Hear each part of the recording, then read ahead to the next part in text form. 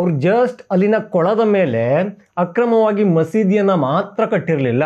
ಬಡ ಮುಸ್ಲಿಮರಿಗೆ ಮದುವೆಯನ್ನು ತೀರಾ ಕಮ್ಮಿ ರೇಟಿಗೆ ಮಾಡಲಾಗುತ್ತೆ, ಹಾಗಾಗಿ ಇದು ಬಡವರ ಪರವಾಗಿ ಇರೋದು ಅಂತ ಹೇಳಲಾಗಿತ್ತು.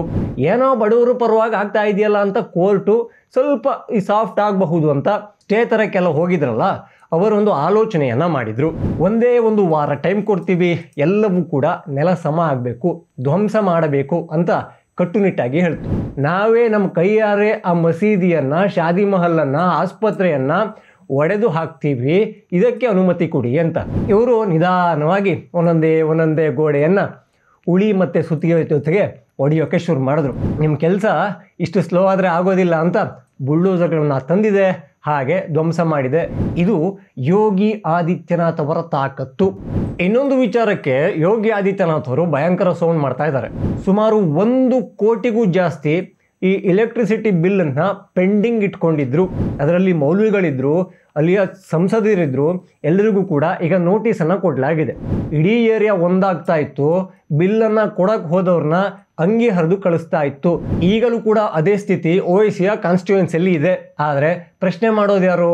ಅದರ ಮೊತ್ತ 1 ಕೋಟಿ ಆಗಿದೆ ಅಂದರೆ ನಂಬ್ತೀರಾ? ಖಂಡಿತ ನಂಬಲೇಬೇಕು. ಆ ಜಾಲಕ್ಕೆಲ್ಲ ಈಗ ಉಜಾಲ ಹಾಕಿ ತಿಕ್ತಾವ್ರೆ ನಮ್ಮ ಯೋಗಿ ಆದಿತ್ಯನಾಥ್ ಅವರು. ಇದ್ರೆ ಆ ಥರ ಇರಬೇಕು, ಅಂಥದ್ದೊಂದು CM ಸಿಗಬೇಕು ಅಂತ ಎಲ್ಲ ಕಡೆ ಅನ್ಸೋದು ನಿಜ. ಜೈ ಶ್ರೀರಾಮ್. ನಾನು Ajit Bopnalli. Welcome to Hosadiganta digital. ಈ ಉತ್ತರ ಪ್ರದೇಶದ ಸಂಭಾಲ್ ಅನ್ನೋ ಒಂದು ಮಸೀದಿ ಇದೆಯಲ್ಲ, ಅದು ಸಾಕಷ್ಟು ವರ್ಷಗಳಿಂದ ವಾರಕ್ಕೆ ಒಂದ್ಸಲ ಆದರೂ ಸುದ್ದಿ ಆಗ್ತಾನೇ ಇದೆ. ಅಂದರೆ ಅಲ್ಲಿ ಏನಾಗಬಹುದು? ಯಾಕೆಂದರೆ ಯೋಗಿ ಆದಿತ್ಯನಾಥ್ ಅವರಿದ್ದಾರಲ್ಲ, ಆ ಸಂಭಾಲ್ನಲ್ಲಿ ಕಟ್ಟಲಾಗಿರುವಂತಹ ಅಕ್ರಮ ಮಸೀದಿಯನ್ನು ಮತ್ತೆ ಕೆಡವಬೇಕು, ಅದರ ಜೊತೆಗೆ ಈ ಹಿಂದೆ ಇದ್ದ ವಿಷ್ಣು ದೇವಾಲಯವನ್ನು ಪುನರ್ ನಿರ್ಮಾಣ ಮಾಡಬೇಕು ಅಂತ ಪಣ ತೊಟ್ಟಿದ್ರು. ಆದರೆ ಅತಿಕ್ರಮಣ ಮಾಡ್ಕೊಂಡಿದ್ರಲ್ಲ ಬಾಂಧವರು, ಅವರು ಒಂದು ಒಳ್ಳೆ ಪ್ಲ್ಯಾನನ್ನು ಹಾಕ್ಕೊಂಡಿದ್ರು. ಅವರು ಜಸ್ಟ್ ಅಲ್ಲಿನ ಕೊಳದ ಮೇಲೆ ಅಕ್ರಮವಾಗಿ ಮಸೀದಿಯನ್ನು ಮಾತ್ರ ಕಟ್ಟಿರಲಿಲ್ಲ, ಅದರ ಜೊತೆಗೆ ಅವರ ಅಂದರೆ ಕಮ್ಯುನಿಟಿಗಳಿಗೆ ಈ ಶಾದಿ ಭಾಗ್ಯವನ್ನು ಕೊಡ್ತಾರಲ್ಲ, ಆ ಶಾದಿ ಮಹಲ್ ಒಂದನ್ನು ರೆಡಿ ಮಾಡ್ಕೊಂಡಿದ್ರು. ಇಲ್ಲಿ ಬಡವರಿಗೆ, ಬಡ ಮುಸ್ಲಿಮರಿಗೆ ಮದುವೆಯನ್ನು ತೀರಾ ಕಮ್ಮಿ ರೇಟಿಗೆ ಮಾಡಲಾಗುತ್ತೆ, ಹಾಗಾಗಿ ಇದು ಬಡವರ ಪರವಾಗಿ ಇರೋದು ಅಂತ ಹೇಳಲಾಗಿತ್ತು. ಜೊತೆಗೆ ಒಂದು ಆಸ್ಪತ್ರೆಯನ್ನು ಕೂಡ ಅವರು ಅಲ್ಲಿ ಕಟ್ಟಿದ್ದರು.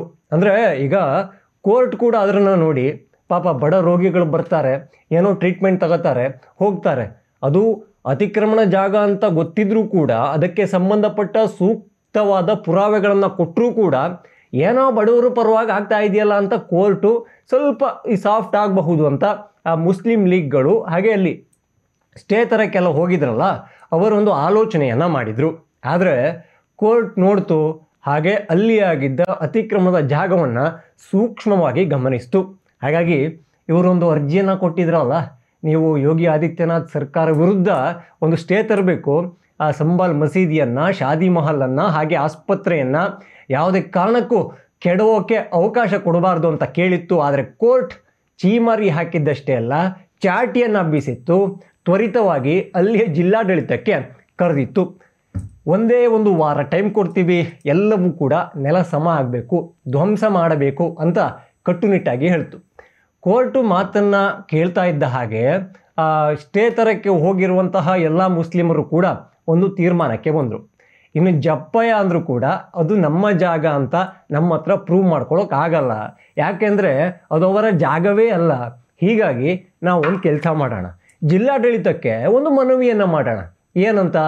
ನಾವೇ ನಮ್ಮ ಕೈಯಾರೆ ಆ ಮಸೀದಿಯನ್ನು, ಶಾದಿ ಮಹಲನ್ನು, ಆಸ್ಪತ್ರೆಯನ್ನು ಒಡೆದು ಹಾಕ್ತೀವಿ, ಇದಕ್ಕೆ ಅನುಮತಿ ಕೊಡಿ ಅಂತ. ಜಿಲ್ಲಾಡಳಿತ ಕೂಡ ಹ್ಞೂ ಅಂತು, ಯಾಕೆಂದರೆ ಅಲ್ಲಿ ಬುಲ್ಡೋಸರ್ದು ಬಾಡಿಗೆ ಉಳಿಯುತ್ತಲ್ಲ, ಆ ಲೆಕ್ಕಾಚಾರ ಇದ್ದಿರಬಹುದು. ಹಾಗಾಗಿ ಇವರು ನಿಧಾನವಾಗಿ ಒಂದೊಂದೇ ಗೋಡೆಯನ್ನು ಉಳಿ ಮತ್ತು ಸುತ್ತಿಗೆ ಜೊತೆಗೆ ಹೊಡೆಯೋಕ್ಕೆ ಶುರು ಮಾಡಿದ್ರು. ಆದರೆ ಕೋರ್ಟ್ ಎಲ್ಲವನ್ನ ನೋಡ್ತಾ ಇತ್ತಲ್ಲ, ಕೊಟ್ಟಿದ್ದ ಗಡುವು ಮುಗಿದಿತ್ತು, ಮತ್ತೆ ಜಿಲ್ಲಾಡಳಿತಕ್ಕೆ ಕರೆಯಿತು. ಏನು ಇನ್ನೂ ಆಗಿಲ್ವಾ, ಅವೆರಡು ಮೂರು ಬಿಲ್ಡಿಂಗನ್ನು ಕೆಡವೋಕ್ಕೆ ಇಷ್ಟೊಂದು ದಿವಸ ಬೇಕಾ ಅಂತ ಕೇಳಿದಾಗ ಇಲ್ಲಿ ಮುಸ್ಲಿಮರು ಕೇಳ್ಕೊತಾನೇ ಇದ್ರು. ಸಾರ್ ನಾವೇ ಹೊಡ್ಕೊಡ್ತೀವಿ ಅಂತ ಹೇಳ್ದವಲ್ಲ ಸಾರ್, ನಾವು ಹೊಡಿತಾ ಇದ್ದೀವಿ ಅಂತ ಆಮೆಗತಿಯಲ್ಲಿ ಸಾಕ್ತಾ ಇದ್ದದ್ದನ್ನು ತೋರಿಸಿದ್ರು. ಅದನ್ನು ನೋಡಿ ಅಲ್ಲಿಯ ಜಿಲ್ಲಾಡಳಿತ ನಿಮ್ಮ ಕೆಲಸ ಇಷ್ಟು ಸ್ಲೋ ಆದರೆ ಆಗೋದಿಲ್ಲ ಅಂತ ಬುಲ್ಡೋಸರ್ಗಳನ್ನು ತಂದಿದೆ, ಹಾಗೆ ಧ್ವಂಸ ಮಾಡಿದೆ. ಅದರ ಜೊತೆಗೆ ಸಾಕಷ್ಟು ಭಾಗವನ್ನು ಅಲ್ಲಿಯ ಮುಸ್ಲಿಮರು ಒಡೆದು ಹಾಕಿದ್ದಾರೆ. ದೊಡ್ಡ ಕಾಮಿಡಿಯನ್ ಗೊತ್ತಾ, ಮೊನ್ನೆ ಶುಕ್ರವಾರದ ಪ್ರಾರ್ಥನೆ ನಂತರವೂ ಕೂಡ ಪ್ರಾರ್ಥನೆಯನ್ನು ಮುಗಿಸಿ ಈ ಕೈಲಿ ಉಳಿ ಈ ಕೈಲಿ ಸುತ್ತಿಗೆ ಬಡಿದಿದ್ದು ಕೆಡವಿದ್ದು. ಇದು ಯೋಗಿ ಆದಿತ್ಯನಾಥ್ ಅವರ ತಾಕತ್ತು. ಯೋಗಿ ಆದಿತ್ಯನಾಥ್ ಅವರು ಸಾಕಷ್ಟು ಹಿಂದೆಯೇ ಹೇಳಿದರು, ಸಂಬಾಲ್ ಮಸೀದಿಯನ್ನು ಬಿಡೋ ಪ್ರಶ್ನೆನೇ ಇಲ್ಲ. ಯಾಕೆಂದರೆ ಅದು ವಿಷ್ಣುವಿನ ದೇವಸ್ಥಾನ. ನಿಮ್ಮ ಇಸ್ಲಾಂ ಹುಟ್ಟಿ ಒಂದಿಷ್ಟು ಕಾಲಾವಧಿ ಆಗಿದೆಯಲ್ಲ, ಅದಕ್ಕಿಂತ ತುಂಬ ಹಳೆಯ ವಿಷ್ಣುವಿನ ದೇವಸ್ಥಾನ ಅಲ್ಲಿತ್ತು. ಅದನ್ನು ಕೆಡವಿ ಅಲ್ಲಿ ಮಸೀದಿಯನ್ನು ಕಟ್ಟಲಾಗಿತ್ತು.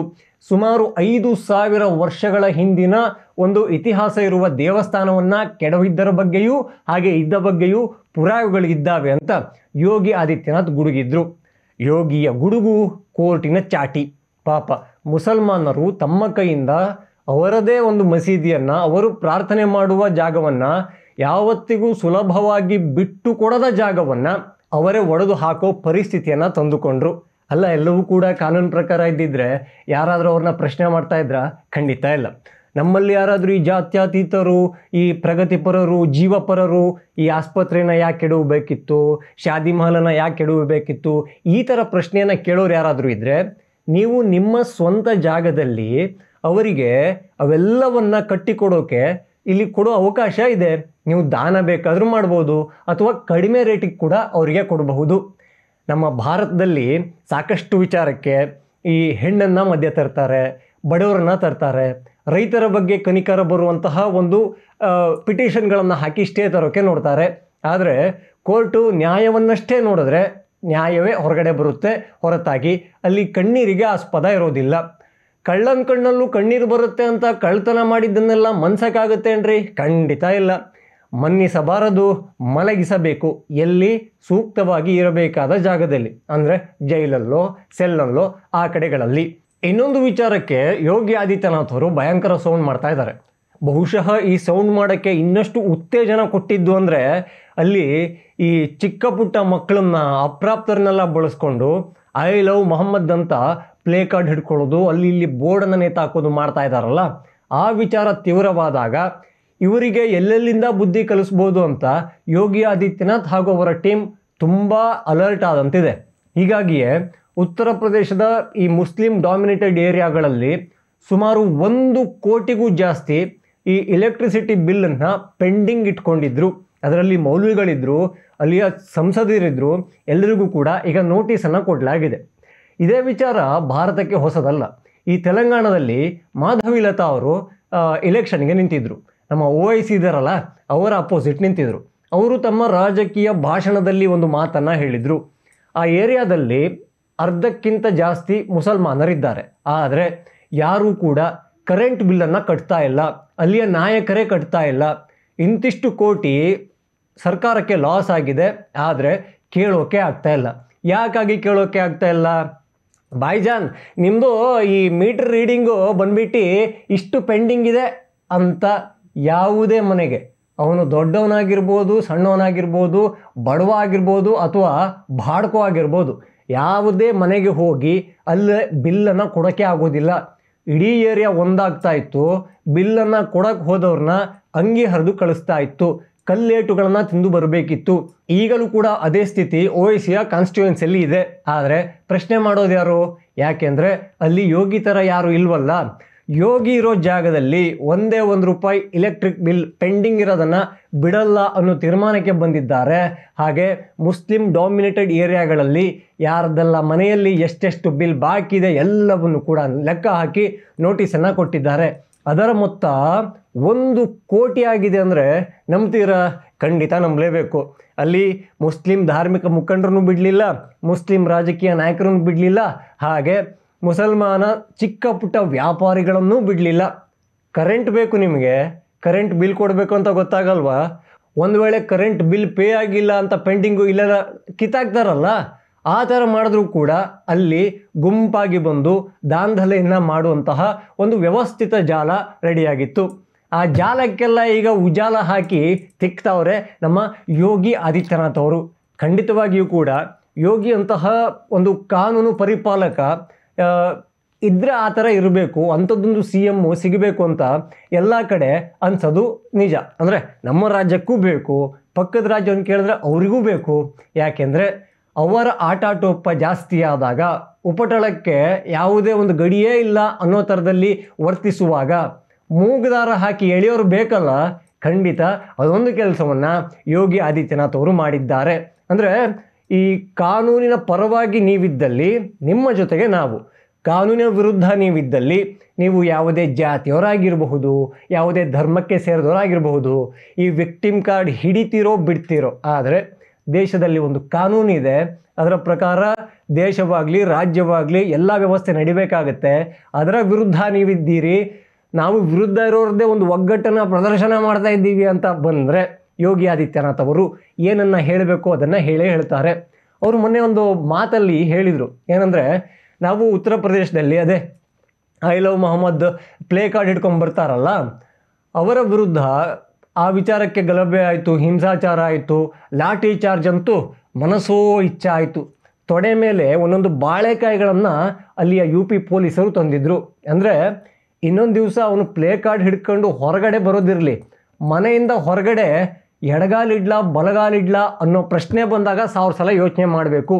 ಧರ್ಮಕ್ಕಾಗಿ ಜೀವ ಕೊಡ್ತೀವಿ ಅಂತ ತಲೆಯಲ್ಲಿ ತುಂಬಿಸ್ತಾ ಇದ್ದಾರೆ, ಆದರೆ ಪ್ಲೇ ಕಾರ್ಡ್ ಹಿಡ್ಕೊಂಬಂದ್ರೇ ಜೀವ ಹೋಗೋ ಥರ ಹೊಡೆದಿದ್ದಾರಲ್ಲ ಅಂತ ಒಂದು ಸಿಚುವೇಶನ್ ಬಂದಿತ್ತು. ಆ ಟೈಮಲ್ಲಿ ಯೋಗಿ ಬಾಬಾ ಹೇಳಿದರು, ಯಾವುದೇ ಕಾರಣಕ್ಕೂ ನಿಷೇಧಾಜ್ಞೆ ಹೇರಲ್ಲ, ಕರ್ಫ್ಯೂವನ್ನು ಮಾಡಲ್ಲ. ಈ ಒಂದು ಉಪಟಳ ಜಾಸ್ತಿ ಆಗಿದೆಯಲ್ಲ, ಅಲ್ಪಸಂಖ್ಯಾತರು ಅನ್ನೋ ವಿಕ್ಟಿಮ್ ಇಟ್ಕೊಂಡು ಅವರ ಧಾರ್ಮಿಕ ಭಾವನೆಯೊಂದೇ ಭಾರತದಲ್ಲಿ ಕಿಮ್ಮತ್ತಿರುವಂಥದ್ದು ಅಂದ್ಕೊಂಡು ಬೀದಿಗೆ ಬಂದು ಬೇಕಾದಲ್ಲಿ ಕಂಡಲ್ಲಿ ಪೋಸ್ಟರ್ಗಳನ್ನು ಅಂಟಿಸ್ಕೊಂಡು ಓಡಾಟ ಮಾಡ್ಕೊಂಡಿದ್ದಾರಲ್ಲ, ಅವರಿಗೆ ಪೊಲೀಸ್ ಲಾಠಿಯೇ ಸಾಕು.